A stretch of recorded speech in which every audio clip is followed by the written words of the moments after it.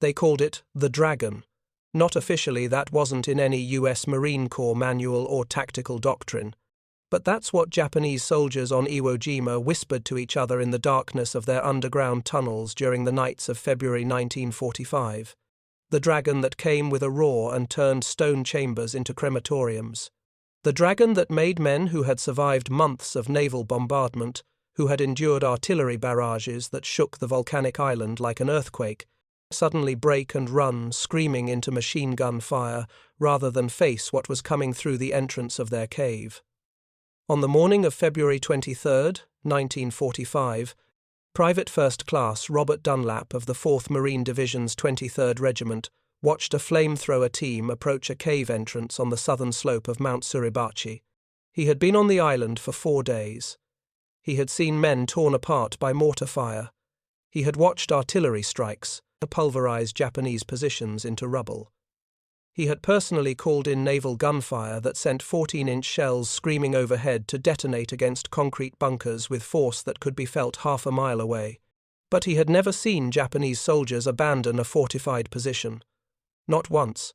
They fought from their caves and pillboxes until they were killed. That was the pattern, consistent and predictable. The Marines would suppress a position with rifles and machine guns. Engineers would move forward with satchel charges or pole charges. There would be an explosion, smoke, dust, and when the Marines finally entered the position, they would find dead Japanese soldiers at their posts, sometimes with their hands still on their weapons. This morning was different. The flamethrower operator, wearing a bulky fuel tank on his back, moved to within 20 yards of the cave mouth. His assistant covered him with a rifle. The operator triggered his weapon. There was a distinctive whoosh, a sound unlike anything else on the battlefield. A stream of burning liquid arced through the air and disappeared into the darkness of the cave entrance. Then the screaming started. Not the distant cries of wounded men that had become part of the constant background noise of battle. This was different. Closer. More desperate. Animal sounds of pure terror. And then Japanese soldiers began emerging from the cave. Not in an organized withdrawal, not firing as they retreated. They simply ran, some with their uniforms burning, directly into the Marine positions where they were immediately cut down by rifle fire. If you're enjoying this deep dive into the story, hit the subscribe button and let us know in the comments from where in the world you are watching from today. Dunlap would later tell military historians that in that moment, something fundamental changed in how he understood the war he was fighting. Artillery was impersonal. A man could tell himself that survival was a matter of luck, of being in the wrong place at the wrong time when a shell happened to land. There was no malice in it, no personal dimension. The earth simply exploded, and you either survived or you didn't. But the flamethrower was something else entirely. It was intimate, directed, purposeful. It didn't destroy positions. It didn't collapse bunkers. It came inside, into the spaces where men believed they were protected, and it killed them in ways that artillery never could. The Japanese soldiers on Iwo Jima, veterans who had survived the most intensive naval and aerial bombardment in the history of warfare up to that point, feared the flamethrower teams above all else. This wasn't immediately obvious to American commanders. The weapon had been in the Marine Corps arsenal since Guadalcanal in 1942. It had been used extensively at Tarawa, Saipan, and Peleliu. But it was at Iwo Jima, with its elaborate underground fortress system, that the psychological impact of flamethrowers became impossible to ignore. Japanese prisoners of war, when they could be convinced to speak, and there were very few prisoners taken on Iwo Jima, consistently mentioned the flamethrowers. They used words that translators struggled to render into English, words that meant something more than fear, something closer to dread. The question was why? What made this weapon, which killed far fewer Japanese soldiers than artillery, far fewer than machine gun fire, far fewer even than rifle grenades, inspire such disproportionate terror? The answer lay not in the weapon itself, but in the fundamental transformation of Pacific warfare that had occurred between 1942 and 1945, and in the specific way Japanese defensive doctrine had evolved to meet the American advantage in firepower. To understand why flamethrowers became the most feared weapon in the Japanese soldiers' experience, you must first understand what Japanese forces had learned about fighting Americans by 1945 and how dramatically their defensive tactics had evolved from the early days of the Pacific War. When Japan attacked Pearl Harbor in December 1941, Japanese military doctrine emphasized aggressive offensive action. The infantry manual stressed the importance of the attack, of seizing initiative, of the spiritual superiority of Japanese soldiers, overwhelming materially superior enemies through courage and determination. This doctrine had worked spectacularly well in China, where Japanese forces had defeated much larger Chinese armies. It had worked in Malaya, where a numerically inferior Japanese force had driven British Commonwealth troops down the peninsula and captured the supposedly impregnable fortress of Singapore. But it didn't work against the Americans, not after the initial surprise attacks. By mid-1942, the pattern was becoming clear. Japanese banzai charges, the mass infantry assaults that were supposed to overwhelm, American positions through shock and superior fighting spirit were being slaughtered by American firepower. At Guadalcanal, Japanese commanders repeatedly ordered frontal assaults against Marine positions. The Marines, equipped with heavy concentrations of automatic weapons and supported by artillery, cut down the attacking Japanese soldiers in windows. The Tenaru River Battle on August 21, 1942, saw nearly an entire Japanese regiment destroyed in a night attack that achieved nothing except filling the river with bodies. Japanese military leadership wasn't stupid. They learned from these disasters. By late 1942, a new defensive doctrine was beginning to emerge, codified in field manuals and disseminated throughout the Imperial Japanese Army and naval forces in the Pacific. The new doctrine recognized certain unpleasant truths. American forces had overwhelming superiority in naval gunfire, artillery, air support, and automatic weapons. Japanese forces could not win battles through offensive action against prepared American positions. Therefore, Japanese forces must defend, but defend in a specific way. Not in beach defenses that could be pulverized by naval gunfire, not in above-ground fortifications that American artillery could destroy. The new doctrine called for defense in depth, built around underground fortifications that could survive bombardment, and force the Americans into close-quarters combat where Japanese infantry, fighting from prepared positions, could inflict maximum casualties. The evolution of this doctrine can be traced through specific battles. At Tarawa in November 1943, Japanese forces defended from concrete bunkers and log-reinforced positions. These were formidable fortifications, but they were above ground. American naval gunfire and artillery destroyed many of them before the Marines landed. At Peleliu in September 1944, Japanese commander Colonel Kunio Nakagawa implemented the new doctrine more completely. He largely abandoned the beaches, positioning his forces in the coral ridges inland, in caves and tunnels where naval gunfire couldn't reach them. The Americans took the beach easily, then spent 2 months fighting for the island at a cost of over 10,000 casualties.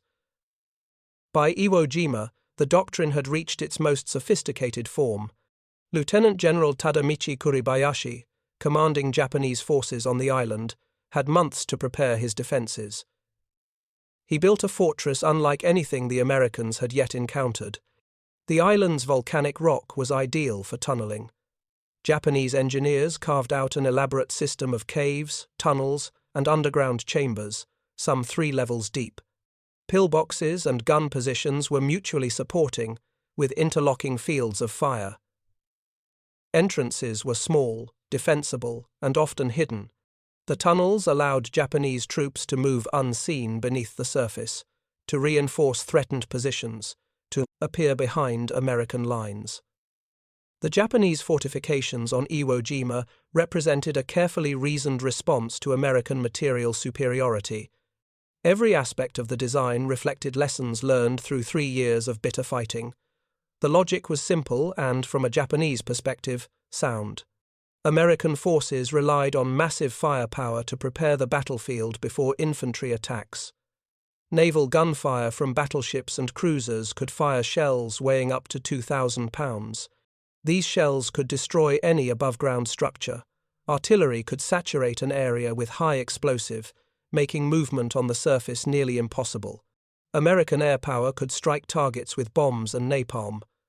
But all of this firepower was largely ineffective against underground positions.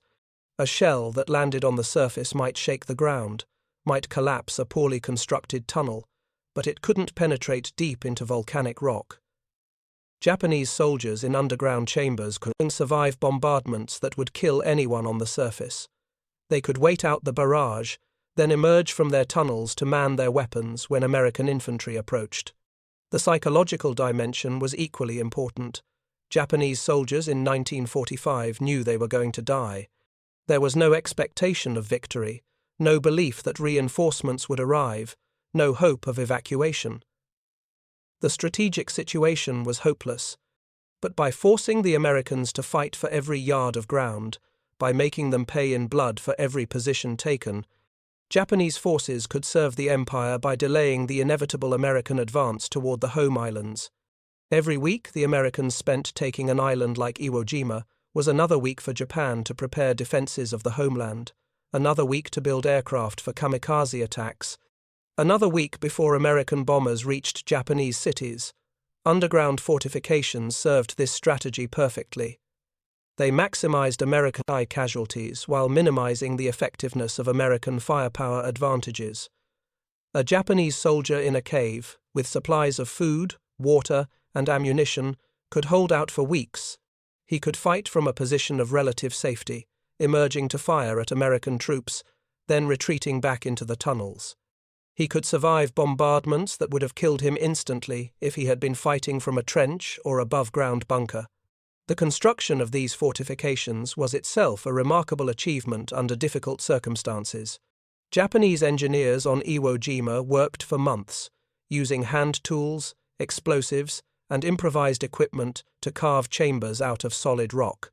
They reinforced tunnels with timber, concrete, and steel, salvaged from other sources. They installed ventilation systems to provide breathable air in the deepest chambers. They created storage areas for ammunition, food, and medical supplies. They positioned gun ports and observation slits to provide fields of fire while minimizing exposure to enemy weapons. The typical cave system would have multiple entrances and exits, allowing for retreat or reinforcement without exposing soldiers on the surface. Chambers were connected by tunnels, sometimes hundreds of yards long, allowing movement throughout the defensive system without emerging into American fire. Some positions were 3 levels deep, with the deepest chambers 50 feet or more below the surface. Water was collected in underground cisterns. Latrines were constructed in designated areas. The caves were not just fighting positions, they were underground bases designed for extended habitation under siege conditions. Japanese soldiers manning these positions believed they had solved the problem of American firepower superiority. They couldn't match American artillery shell for shell. They couldn't call in naval gunfire or airstrikes, but they didn't need to. They just needed to survive the bombardment and make the Americans come to them, into close-quarters combat where American advantages in heavy weapons would be neutralized. In the confined spaces of cave systems and tunnels, the battle would be decided by small arms, grenades, and the determination of individual soldiers. And Japanese soldiers, indoctrinated in the warrior code of Bushido, trained to view surrender as the ultimate dishonor, believed they would prevail in such combat. They were wrong. Not because their assessment of the tactical situation was incorrect, they had accurately identified American dependence on firepower and correctly concluded that underground positions could survive most bombardments. They were wrong because they hadn't accounted for a weapon specifically designed to kill men in confined spaces, a weapon that turned their greatest defensive advantage into a death trap. The M2-2 portable flamethrower, the model most commonly used by Marine Corps flamethrower teams in 1945, was not a particularly sophisticated piece of equipment. It consisted of 2 cylindrical fuel tanks mounted in a backpack frame, a pressure tank containing compressed nitrogen, a fuel hose, an ignition system, and a wand with a trigger mechanism. The entire assembly weighed approximately 68 pounds when fully loaded. A trained operator could carry it, move with reasonable mobility, and fire controlled bursts of flaming fuel at targets up to 40 yards away under ideal conditions. The fuel was a thickened gasoline mixture. Early war flamethrowers had used straight gasoline, which produced a thin stream that dispersed quickly and burned out fast.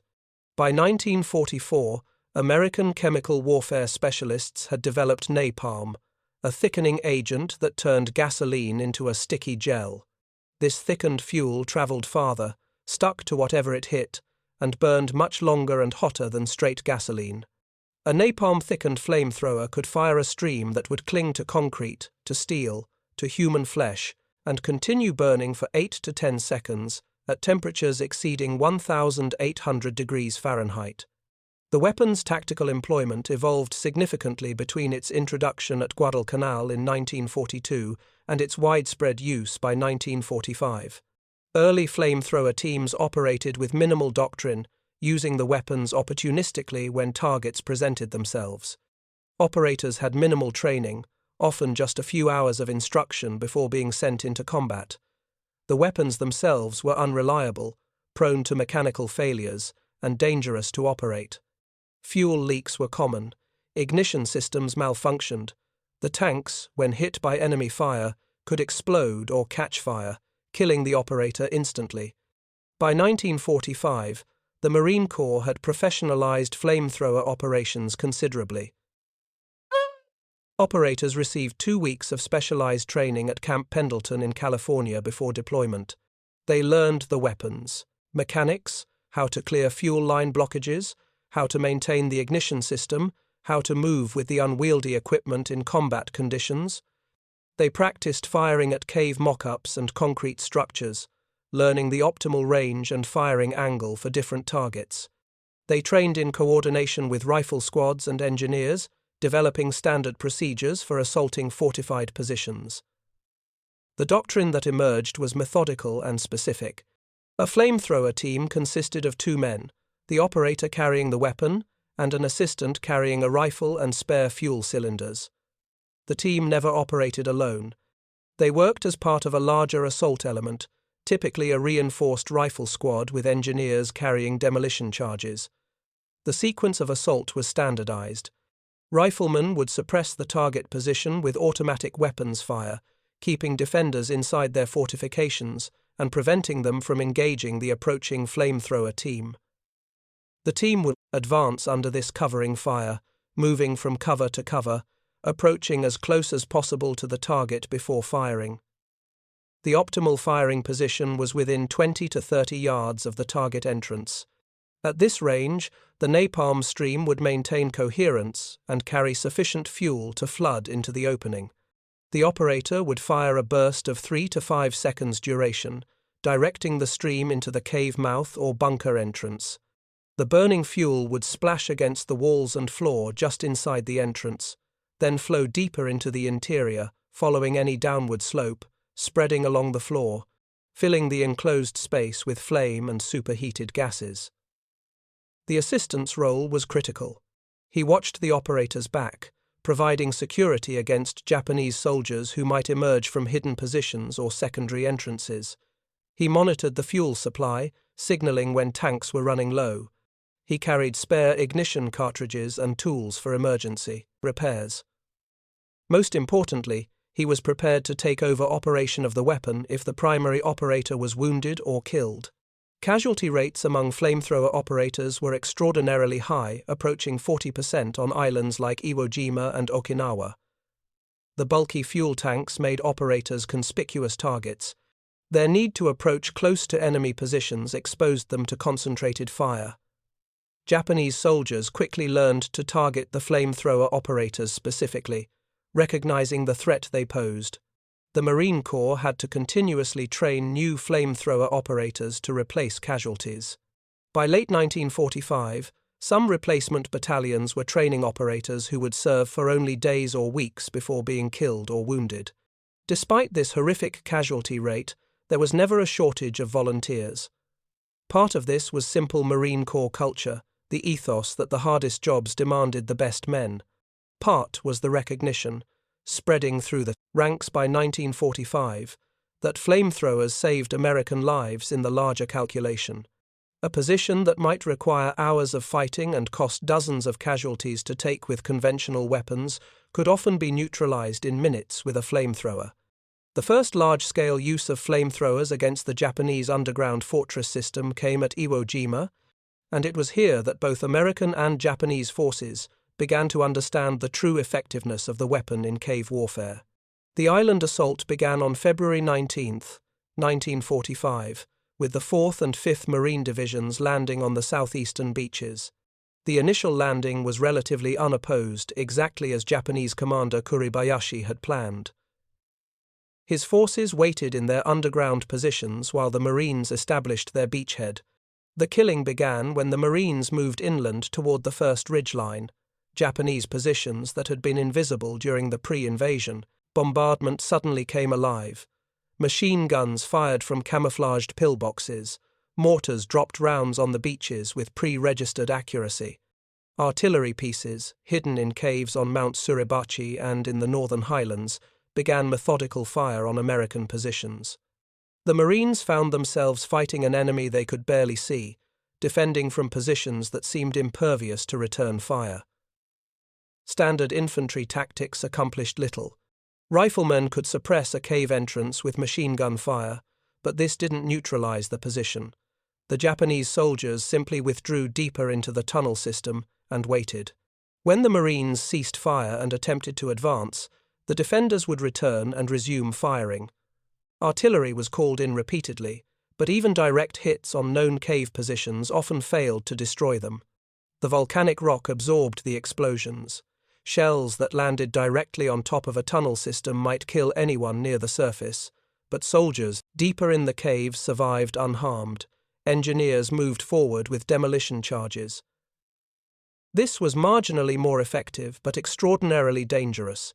To place a satchel charge or pole charge at a cave entrance, engineers had to approach to within a few feet of the opening while under fire from the defenders, and often from other nearby positions providing covering fire. Many engineers were killed or wounded before they could emplace their charges. Even when charges were successfully placed and detonated, the results were often disappointing. A 20-pound satchel charge might collapse the entrance to a tunnel, but Japanese soldiers inside could often dig their way out within hours. Some tunnel systems had multiple entrances, rendering the blocking of one entrance ineffective. It was in this tactical stalemate that flamethrower teams began to demonstrate their unique value. On the third day of the battle, February 21st, a flamethrower team from the 21st Regiment approached a cave system on the western slope of Mount Suribachi. The cave had held up the regiment's advance for 6 hours. Rifle fire couldn't suppress it effectively. Artillery had failed to destroy it. An engineer demolition team had lost 2 men killed, attempting to place charges at the entrance. The flamethrower team moved forward under covering fire from their squad. They approached to within 25 yards of the cave mouth. The operator, a corporal from Ohio, whose name was recorded in the unit's after-action report as Robert Henderson, triggered his weapon. The stream of burning napalm arced through the air and splashed into the cave entrance. The effect was immediate and dramatic. Japanese soldiers began screaming inside the cave. The sound was audible even over the constant noise of battle. Within seconds, soldiers began emerging from the cave entrance, some with their uniforms burning, others apparently unharmed but in complete panic. They ran directly into the Marine lines and were shot down.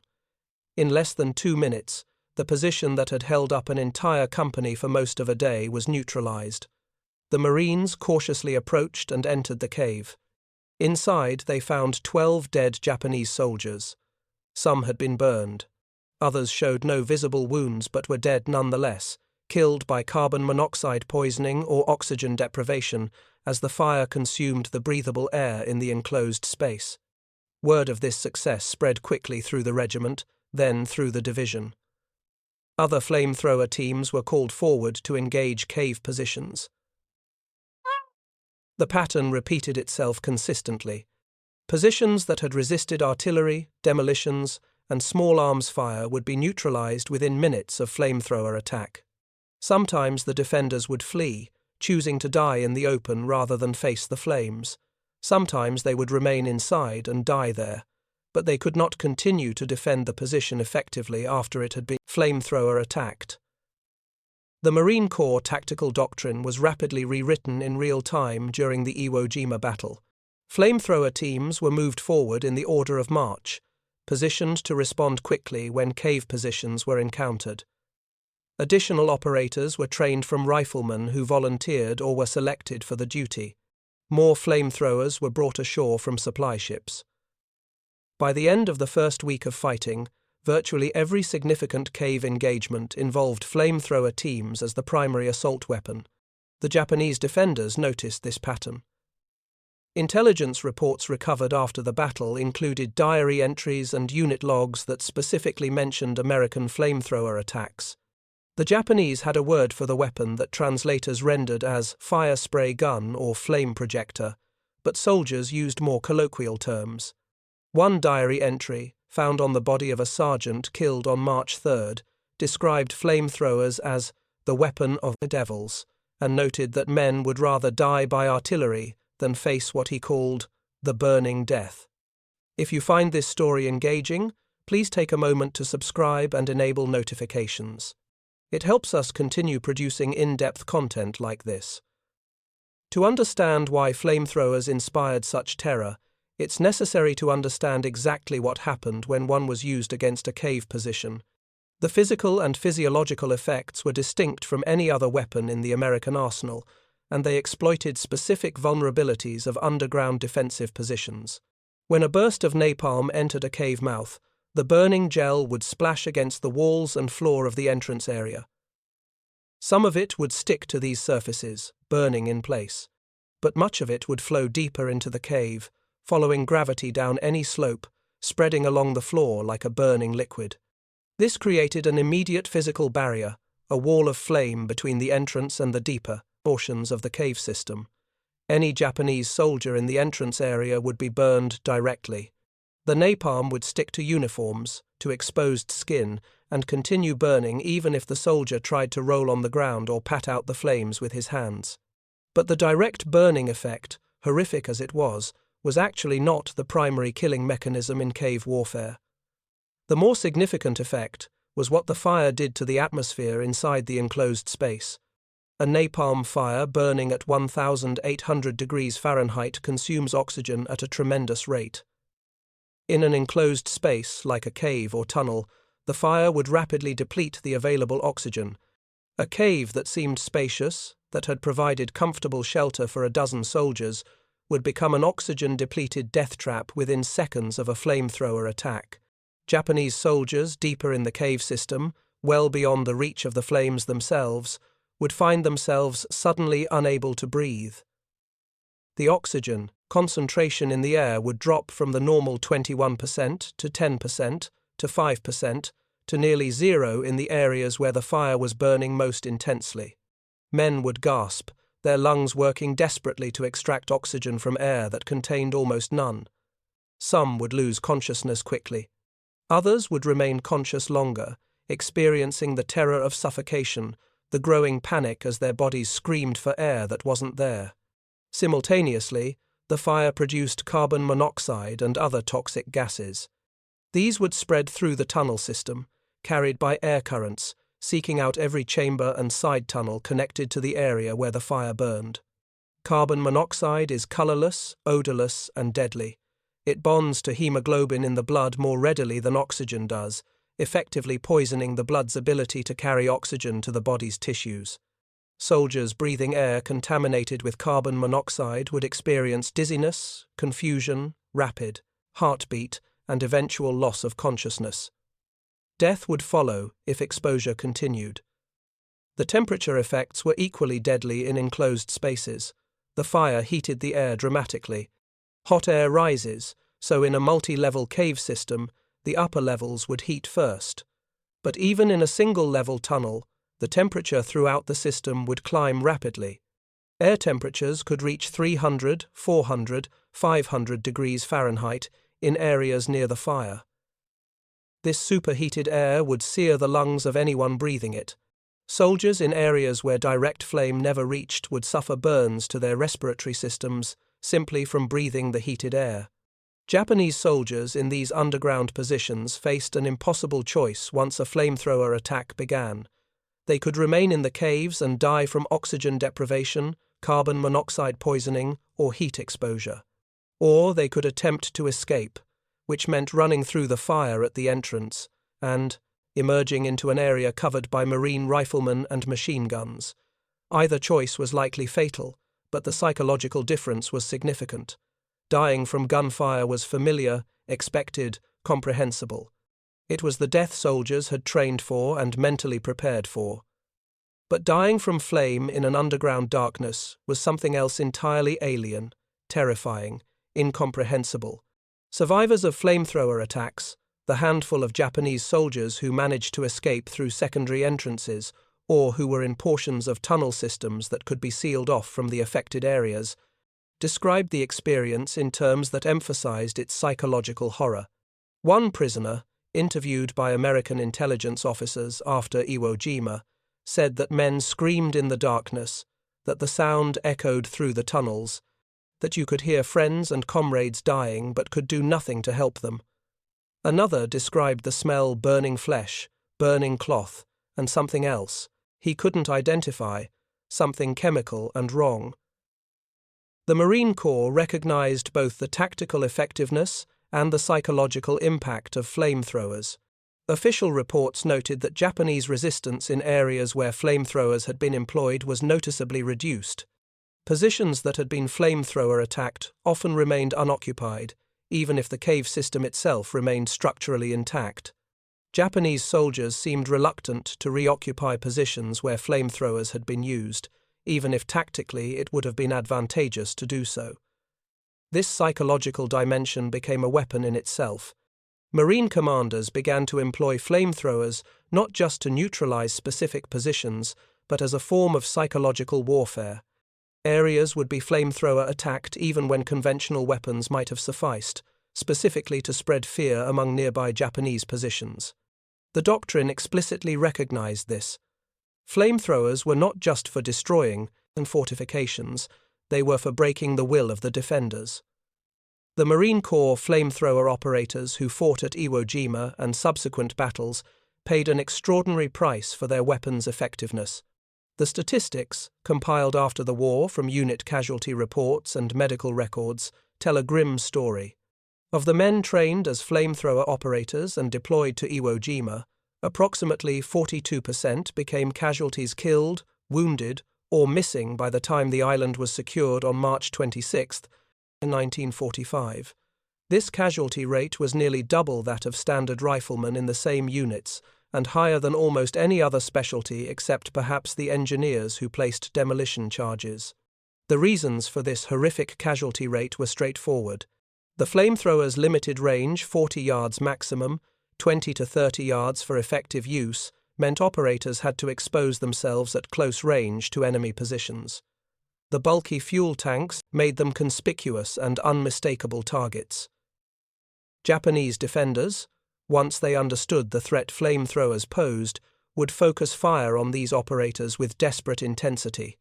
A flamethrower team approaching a cave position drew fire not just from that position but from every Japanese soldier who had line of sight to them. When operators were hit, the results were often catastrophic. The fuel tanks, though designed with safety valves and constructed to military specifications, could rupture or catch fire if struck by bullets or shrapnel. The napalm-thickened fuel would ignite, engulfing the operator in the same flames he had been using as a weapon. Assistant operators and nearby Marines sometimes tried to rescue burning flamethrower operators, rolling them on the ground to extinguish flames, pulling them to cover. But the napalm stuck to uniforms and skin, continuing to burn even when smothered. Many operators who survived the initial wounding died later from burn injuries in field hospitals. The psychological toll on the operators was also significant, though less documented in official records. After-action reports and personal accounts suggest that many operators struggled with what they were doing. Unlike firing a rifle or throwing a grenade, using a flamethrower was intimate and visually graphic. Operators watched their targets burn. They heard the screaming. They saw Japanese soldiers emerge from caves with their uniforms on fire, running blindly until they were shot or collapsed. Some operators dealt with this by focusing on the tactical situation, treating it as a job that needed doing. Others suffered what would later be recognized as post-traumatic stress, though in 1945 it was called combat fatigue, or simply not discussed at all. Private First Class Richard Klatt, a flamethrower operator who fought through Iwo Jima and Okinawa, wrote in a letter home later donated to the National Archives that he sometimes dreamed about the men he had burned, that he could still smell it weeks after a battle, that he wasn't sure anymore if what he was doing was right, even though he knew it was necessary. The letter was remarkable for its honesty in an era when such admissions were rare. Most operators didn't discuss their feelings, not with each other, and certainly not in official contexts where it might be seen as weakness or lack of fighting spirit. For the Japanese soldiers who survived flamethrower attacks, the experience left permanent psychological scars. Post-war interviews with former Imperial Japanese Army soldiers, conducted by American military historians and Japanese academics, revealed consistent patterns. Men who had endured artillery barrages, who had survived close combat with American infantry, who had witnessed every form of violence the Pacific War produced, still identified flamethrower attacks as uniquely traumatic. One veteran, interviewed in 1978, said he still woke up with nightmares about fire in tunnels, still felt phantom heat on his skin, still tensed at certain smells that reminded him of burning napalm. The shame associated with fear was particularly acute for Japanese soldiers, given their military culture's emphasis on courage and stoic acceptance of death. To admit fear of enemy weapons was, in the context of Imperial Japanese military culture, nearly equivalent to admitting cowardice. Yet the fear of flamethrowers was so pervasive, so universal among soldiers who had experienced them, that it became almost acceptable to acknowledge it. Unit histories written after the war by Japanese veterans associations mention flamethrowers frequently, describing them in terms that clearly convey their psychological impact, while attempting to maintain the fiction that Japanese soldiers faced them with proper martial spirit. The cave systems where flamethrower attacks occurred became, in a sense, mass graves. Many Japanese soldiers who died in these attacks were never recovered. Their bodies remained in the sealed or collapsed tunnels, sometimes for years, sometimes permanently. When American graves registration units and later Japanese recovery teams entered these caves after the fighting ended, they found remains in positions that told stories. Groups of men clustered together in the deepest recesses of caves, as far from the entrance as they could retreat, bodies near ventilation shafts, where men had apparently tried to find breathable air. Soldiers who had died with their hands over their faces or mouths, a reflexive but futile gesture against the smoke and heat. The demonstrated effectiveness of flamethrowers against fortified cave positions fundamentally altered American tactical doctrine for the remainder of the Pacific War. The lessons learned at Iwo Jima were immediately incorporated into planning for subsequent operations. When the 10th Army prepared for the invasion of Okinawa in April 1945, flamethrowers were integrated into the assault force at unprecedented levels. Each regiment received additional flamethrower units. Training for all infantry officers included instruction on coordinating flamethrower attacks. Supply planning allocated larger quantities of napalm fuel and spare equipment. Okinawa presented an even more extensive underground fortress system than Iwo Jima. Japanese forces under Lieutenant General Mitsuru Ushijima had constructed elaborate cave complexes throughout the southern portion of the island, particularly in the Shuri Line defensive positions. These fortifications were more sophisticated than those at Iwo Jima, with better ventilation, multiple levels, and extensive tunnel networks connecting major positions. American forces landed on April 1, 1945, and immediately found themselves facing the same tactical challenges as Iwo Jima, but on a larger scale. The response was also on a larger scale. The Army and Marine Corps units on Okinawa employed flamethrowers more extensively than in any previous Pacific battle. Portable flamethrowers attacked cave positions daily. But Okinawa also saw the large-scale deployment of mechanized flamethrowers, M4 Sherman tanks, modified with flamethrower systems, instead of their main guns. These flame tanks could carry far more fuel than portable units and could approach positions with armor protection for the crew. They could fire longer bursts at greater range and could sustain flamethrower operations for extended periods. The flame tanks proved devastatingly effective. A single M4 flame tank could neutralize cave positions that would have required hours of fighting with conventional weapons. The psychological impact on Japanese defenders was even more pronounced than with portable flamethrowers. The sight of an armored vehicle approaching, invulnerable to small arms fire, carrying what appeared to be an unlimited supply of burning fuel, was profoundly demoralizing. Japanese anti-tank weapons were focused on trying to stop the flame tanks, but even successful hits often failed to prevent the tanks from completing their attacks before withdrawing or being destroyed. Japanese tactical response to American flamethrower tactics evolved during the battle. Defenders attempted to engage flamethrower operators at longer ranges before they could close to effective firing distance. Positions were redesigned with sharper angles in entrance tunnels, creating barriers that would prevent napalm from flowing deep into the cave system. Some caves were equipped with water supplies that could be used to extinguish fires or create steam barriers. Ventilation systems were improved to help clear smoke and toxic gases more quickly. None of these countermeasures proved particularly effective. The fundamental problem remained unsolvable. Underground fortifications that were proof against artillery and naval gunfire created enclosed spaces where flamethrowers were maximally effective.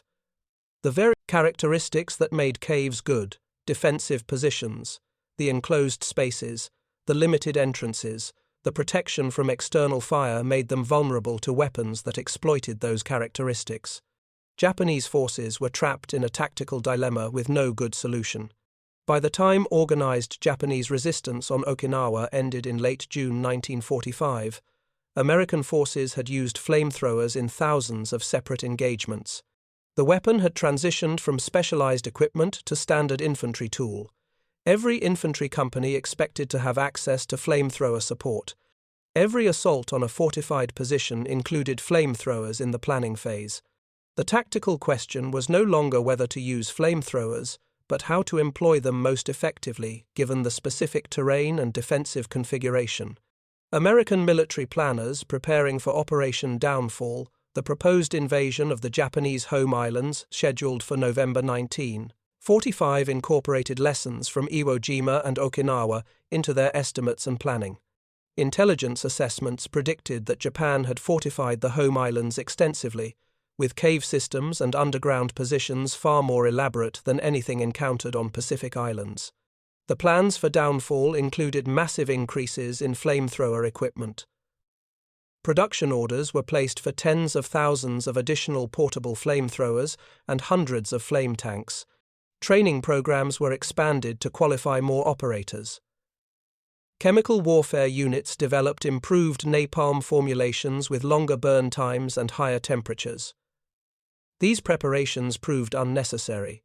The atomic bombings of Hiroshima on August 6 and Nagasaki on August 9, 1945, combined with the Soviet invasion of Manchuria, led to Japan's surrender on August 15.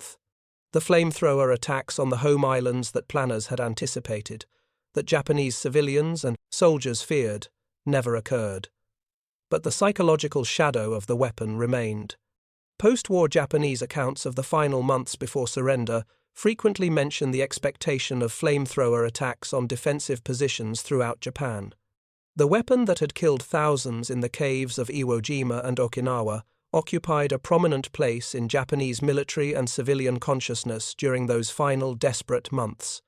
The story of flamethrowers in the Pacific War reveals uncomfortable truths about industrial warfare and human psychology that extend far beyond the specific weapon or the specific conflict. The flamethrower succeeded not primarily because of its technical characteristics, though those were important, but because it exploited a fundamental miscalculation in Japanese defensive strategy. The underground fortifications that were supposed to neutralize American firepower advantages became death traps when faced with a weapon specifically designed to kill in enclosed spaces. This pattern repeated itself throughout World War II in various forms. Military forces designed equipment and tactics to counter the last war's threats, then discovered that their enemies had developed new methods that rendered those preparations obsolete or even counterproductive.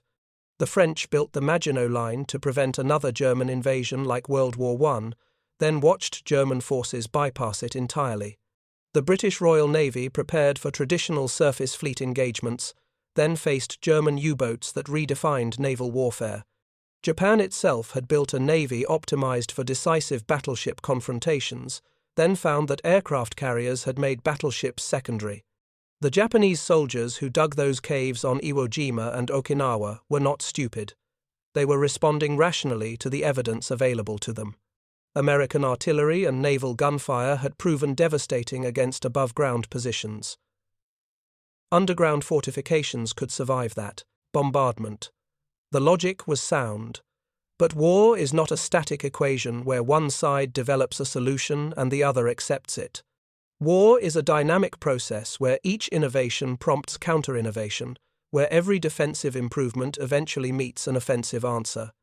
The psychological dimension of the flamethrower's effectiveness, the terror it inspired, the panic it caused, the way it broke the will of defenders who had stood firm against artillery, demonstrates something fundamental about human nature under extreme stress. Japanese soldiers who had been trained to embrace death, who had been indoctrinated in a military culture that viewed surrender as the ultimate shame, who had proven their courage and determination in countless battles, still broke when faced with this particular weapon. The manner of death mattered. The context of death mattered. Courage could carry men through certain forms of combat but fail completely in others. For the American forces who employed flamethrowers, the weapon represented a dark but necessary calculation. It saved American lives in the larger sense positions that would have cost dozens of casualties. To take with conventional weapons could be neutralized with a flamethrower at the cost of exposing one or two operators to danger. But this utilitarian calculus came with a moral weight that some operators carried for the rest of their lives. The weapon's effectiveness stemmed from the horrible nature of the death it inflicted. That effectiveness could not be separated from that horror. The post-war world wrestled with questions about weapons like flamethrowers. International humanitarian law, codified in the Geneva Conventions and subsequent protocols, would eventually restrict the use of incendiary weapons against civilian populations and establish rules for their use in combat. But in 1945, in the desperate final months of the Pacific War, such considerations were distant. The immediate question was tactical. What worked? What saved lives on your own side? What brought victory closer? The Japanese soldiers in those caves, in their final moments as fire consumed the oxygen around them or smoke filled their lungs, experienced the ultimate collision between expectation and reality. They had believed their fortifications would protect them. They had trusted in their defensive strategy. They had prepared mentally for death by artillery or in close combat. But the flamethrower represented something they had not anticipated and could not defend against.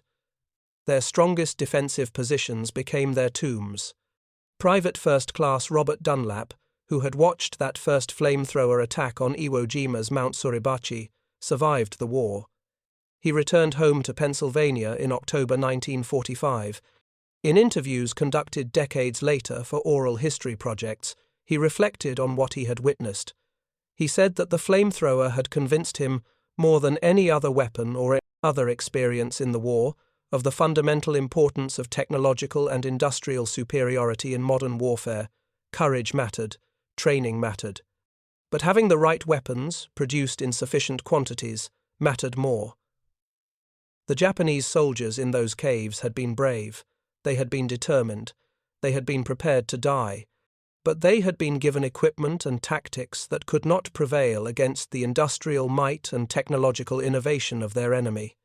The story of why Japanese soldiers feared flamethrowers more than artillery is ultimately a story about the evolution of warfare, about the deadly calculus of attack and defense, about the psychological limits of human endurance, and about the terrible effectiveness of weapons designed specifically to kill men in the places they believed themselves safe. It is a story with no heroes, only survivors and casualties, operators and victims, all caught in the machinery of industrial war. The lessons remain relevant.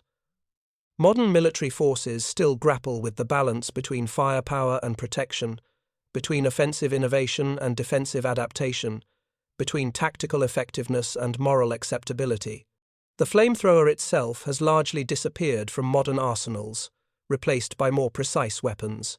But the fundamental dynamic it represented, the search for weapons that can defeat any defensive position, that can reach enemies wherever they hide, that can break the will of determined defenders, continues to shape military technology and doctrine. When the last surviving flamethrower operators from the Pacific War pass away, their direct testimony will be lost. But the historical record remains, preserved in after-action reports, in captured Japanese documents, in oral histories and interviews, in the physical evidence of those cave systems that still exist on Pacific islands. The story of the dragon, as Japanese soldiers called it, endures as a reminder of war's brutal calculus and the terrible ingenuity humans demonstrate when finding new ways to kill each other. Thank you for watching. For more detailed historical breakdowns, check out the other videos on your screen now, and don't forget to subscribe.